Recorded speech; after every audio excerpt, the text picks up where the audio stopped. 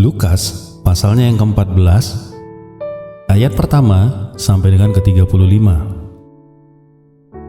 Lagi penyembuhan pada hari Sabat. Pada suatu hari Sabat, Yesus datang ke rumah salah seorang pemimpin dari orang-orang Farisi untuk makan di situ. Semua yang hadir mengamati Dia dengan seksama.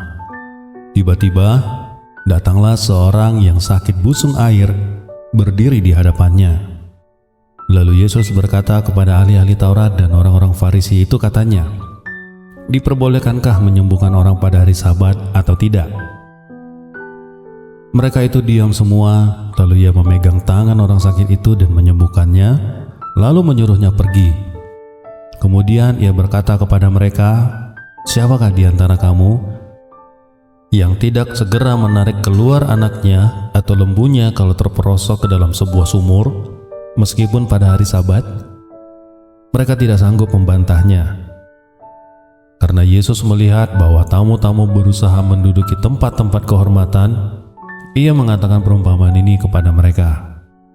"Kalau seorang mengundang engkau ke pesta perkawinan, janganlah duduk di tempat kehormatan. Sebab mungkin orang itu telah mengundang seorang yang lebih terhormat daripada kamu. Supaya orang itu yang mengundang engkau dan dia jangan datang dan berkata kepadamu, 'Berilah tempat ini kepada orang itu.' Lalu engkau dengan malu harus duduk di tempat yang paling rendah. Tetapi apabila engkau diundang, pergilah duduk di tempat yang paling rendah. Mungkin tuan rumah akan datang dan berkata kepadamu, 'Sahabat, silahkan duduk di depan,' dan dengan demikian engkau akan menerima hormat di depan mata semua tamu yang lain. Sebab barang siapa meninggikan diri, ia akan direndahkan, dan barang siapa merendahkan diri, ia akan ditinggikan." Dan Yesus berkata juga kepada orang yang mengundang Dia, "Apabila engkau mengadakan perjamuan siang atau perjamuan malam, janganlah engkau mengundang sahabat-sahabatmu atau saudara-saudaramu atau kaum keluargamu atau tetangga-tetanggamu yang kaya, karena mereka akan membalasnya dengan mengundang pula engkau, dan dengan demikian engkau mendapat balasnya. Tetapi apabila engkau mengadakan perjamuan, undanglah orang-orang miskin, orang-orang cacat, orang-orang lumpuh, dan orang-orang buta, dan engkau akan berbahagia, karena mereka tidak mempunyai apa-apa untuk membalasnya kepadamu. Sebab engkau akan menerima balasnya pada hari kebangkitan orang-orang benar." Mendengar itu, berkatalah seorang dari tamu-tamu itu kepada Yesus, "Berbahagialah orang yang akan dijamu dalam kerajaan Allah." Tapi Yesus berkata kepadanya, "Ada seorang mengadakan perjamuan besar dan ia mengundang banyak orang. Menjelang perjamuan itu dimulai, ia menyuruh hambanya mengatakan kepada para undangan, 'Marilah, sebab segala sesuatu sudah siap.' Tetapi mereka bersama-sama meminta maaf. Yang pertama berkata kepadanya, 'Aku telah membeli ladang dan aku harus pergi melihatnya. Aku minta dimaafkan.'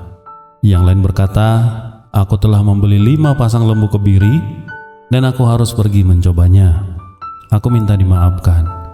Yang lain lagi berkata, 'Aku baru kawin dan karena itu aku tidak dapat datang.' Maka kembalilah hamba itu dan menyampaikan semuanya itu kepada tuannya.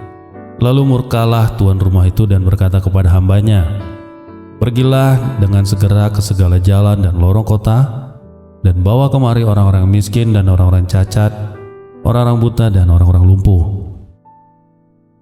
Kemudian hamba itu melaporkan Tuan, apa yang Tuan perintahkan itu sudah dilaksanakan.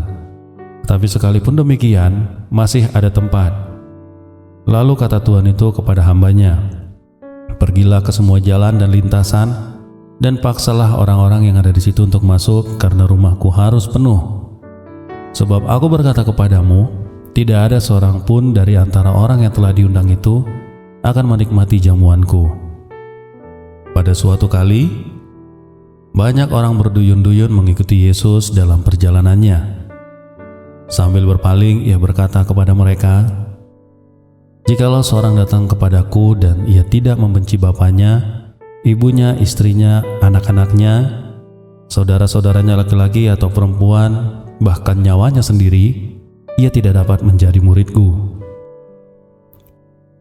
Barang siapa tidak memikul salibnya dan mengikut aku, ia tidak dapat menjadi muridku.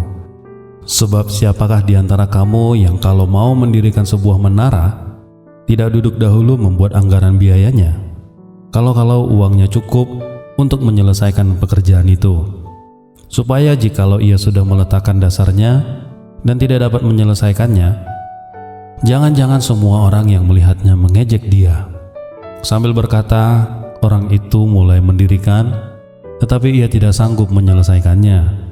Atau raja manakah yang kalau mau pergi berperang melawan raja lain, tidak duduk dahulu untuk mempertimbangkannya?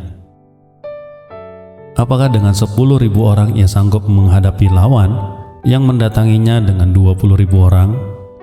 Jikalau tidak, ia akan mengirim utusan selama musuh itu masih jauh untuk menanyakan syarat-syarat perdamaian.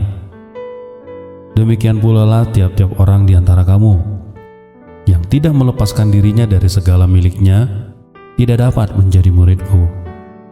Garam memang baik, tetapi jika garam menjadi tawar, dengan apakah ia diasinkan? Tidak ada lagi gunanya yang baik untuk di ladang maupun untuk dipupuk, dan orang membuangnya saja. Siapa mempunyai telinga untuk mendengar, hendaklah dia mendengar. Demikian firman Tuhan.